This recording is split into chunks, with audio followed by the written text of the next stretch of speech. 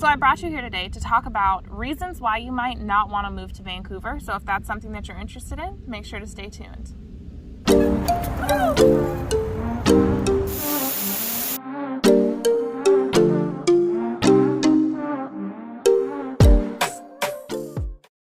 If you like these kind of videos about what it's like to live in Vancouver and all things real estate, make sure to subscribe, like this video, share it with someone who might be moving with you, especially your less enthusiastic spouse or partner. If you need to get them on board, share my videos with them. I promise you, you can turn them around. A lot of my videos about Vancouver focus on reasons that you might want to live here, things that you'll do when you live here, things you might want to know. My most popular video right now is 15 things you need to know before you move to Vancouver, Washington. So if you haven't checked that out, I'll tag it right there. But this video is a little bit different. We're talking about 6 reasons why you might not want to move to Vancouver. I want to share this because I realize that living in Vancouver isn't for everyone. That's just the reality of it. I never want to paint the picture that Vancouver, Washington is, or any of the surrounding areas in Southwest Washington, is the perfect area for everyone, because everyone's looking for something a little bit different out of their living situation. So I want to highlight some of the reasons that might make you not want to move here. So if you're considering, this video might help you really make that decision and focus your efforts somewhere else that you are going to be more happy and fulfilled.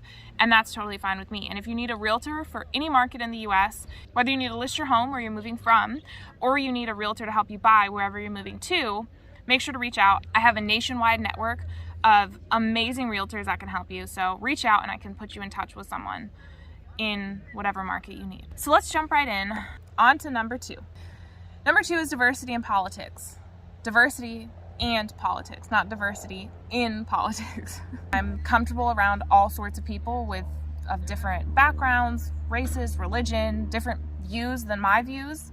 It's all good. So if you're coming from an area that is highly diverse, you will find that the Pacific Northwest in general, including Clark County, Southwest Washington, is less diverse than America on average. As a person of color potentially, or someone who likes diversity, the other way is, okay, there's less diversity. Yeah. So the percentage of black people here is what? 2.3% in Vancouver. Right. So you go from a national compared to the national average of 13.4. Right. So that's the bigger shocker is, if you're a white person, you'll be just fine here. You might not notice the difference. Right. But if you're a person of color or someone who, like I said, cherishes diversity and things like that, you will notice, there's a disparity from the national average. Yeah. So the national average for white alone is 76%. And in Clark County, it's 86%. In Vancouver, it's 80%. So slightly more in overall Clark County and just slightly above average in the city of Vancouver. The Pacific Northwest in general is just not a very diverse place. Not much more that I think I need to say about that. If you want to see statistics, you can check out census.gov. And I would also add that it's just not as diverse yet. By and large, the United States as a whole is becoming more and more diverse. And who knows what the demographics look like over the next 10 years. We have the census report coming out this summer of 2021. Maybe it looks different than the 2010 census. My guess would be that it would. And if that's something that's important to you, then, like I said, there are government agencies that you can look into to get more information on that. And one of the things we like about Southwest Washington, and we live in the very south part of Vancouver and Clark County, is how close we are to Portland, where you will find more cultural activities and resources and events and connections. So we have some here, but just more in Portland. I'll also link right here to our video that Jarrett and I did about being black in the Evergreen State. And there I also talk about a little bit about Oregon's history, even though we don't live in Oregon, because we are so close. What happens in Oregon can tend to trickle into Southwest Washington. So I'll also link a story about how Oregon, until 1926, had black exclusion laws, which didn't allow black people to be citizens of Oregon. And there are stories of black people who were residents being chased out. So I'll link that info here if you're interested. Now, politically, Vancouver itself, I've found it's very purple.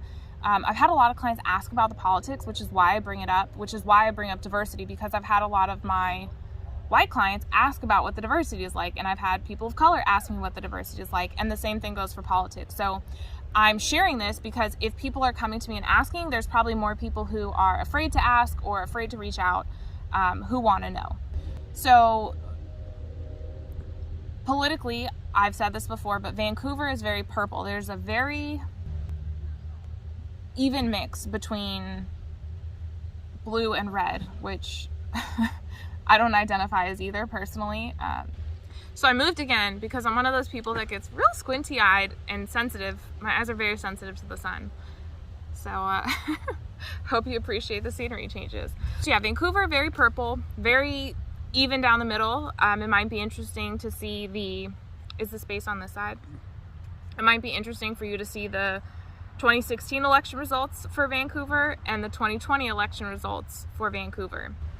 The northern parts of Clark County are more red. So if it's important to you to be around people who think the same as you, which I don't necessarily agree with, I think it's good to be around people who think differently than you, hold different views, and that can be a good thing. That can be beneficial. But if you want to live in an echo chamber and you find yourself more on the conservative or the red side, Battleground is a great place. If you want to surround yourself with people who are liberal and on the blue side, then Portland's a great place. And if you don't care about politics, you can live anywhere that you want. For most people, I find they just like to know. I've had some people say that their neighbors' political views matter to them. So this isn't me saying it. These are things that people have asked me and I'm sharing with you. So don't vilify me. So yeah, Vancouver purple, northern parts of Clark County are going to be more red, more Republican, and then Portland is going to be more blue and Democrat. So this may or may not be a concern to some of you, but because I've had multiple people reach out to me privately and ask, I just want to bring it up here. And it may make you decide to move to or not move to a certain area if that's something that's important to you. And if it's not, God bless you. You have, like I say, you're now free to roam about the country, right?